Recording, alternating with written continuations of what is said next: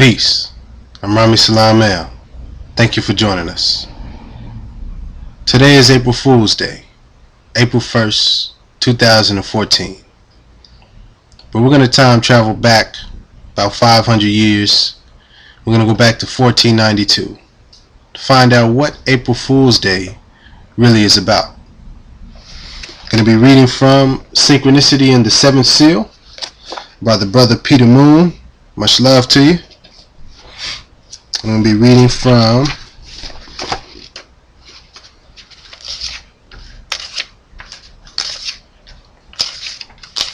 chapter 35, entitled Noble Drew Ali, page 279. 1492 was a big year for the Spanish crown. In January, they conquered the last Moorish stronghold in Granada. This effectively vanquished any power or overt cultural influence the Moors still possessed. On March 31st of the same year, a proclamation was issued formally expelling all Jews from Spain. Jews. The next day was April 1st, a day which was to be forever remembered in the traditions and lexicon of our culture. Up to this point, the Moors were conquered but had not officially been expelled or sanctioned. According to long-standing tradition, on April 1st, 1492, the Spanish executed a diabolical plot against the Moors. Any Moors who remained in Spain at that time had been told they could return to their home country of Morocco. Knowing the Moors were a suspicious lot, the Spaniards provided sailing vessels and docked them at port. When the Moors saw the vessels, they trusted that the Spaniards were not lying and proceeded to take their belongings and families to the ships. As the Moors left their homes behind them, the Spanish set fire to them. The ships either set sail or were burned as well, thus leaving the Moors as the first victims of what became known as April Fool's Day. It has been a celebrated tradition since that time. Although the Moors were completely defeated in Europe, it was a persecution that would only get worse. It is common history that the ships of Columbus were populated with prisoners.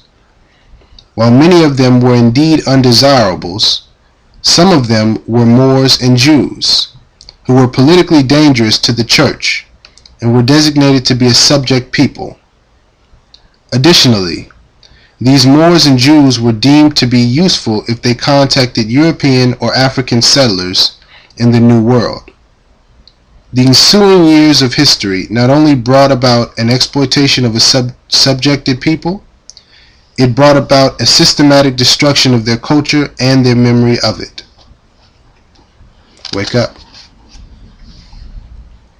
Despite the attempted destruction of their culture, the black Moors had a heritage and tradition which made them insurmountable. Due to the oppressive opposition, their culture could only be preserved by the concept of the Tao, or sacred drift. That's T-A-O. Tao, or Tao, I think is how you pronounce it.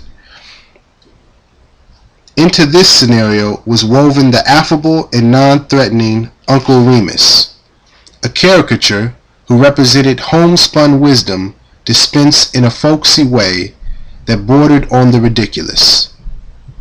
This was the element of the fool in the tarot.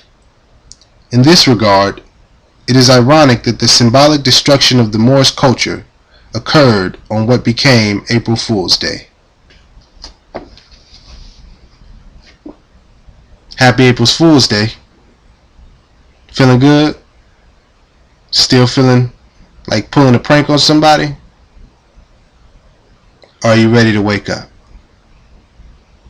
I'm Rami Salam El, Grand Sheik of the Moor Science Temple of America, International Asiatic Moorish Hip Hop Temple number 23, coming out of the Bay Area, Oakland Territory, Califia, or California Republic, northwest of Mexim, known in these days and times as North America.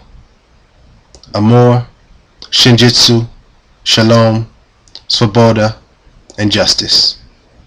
Much love.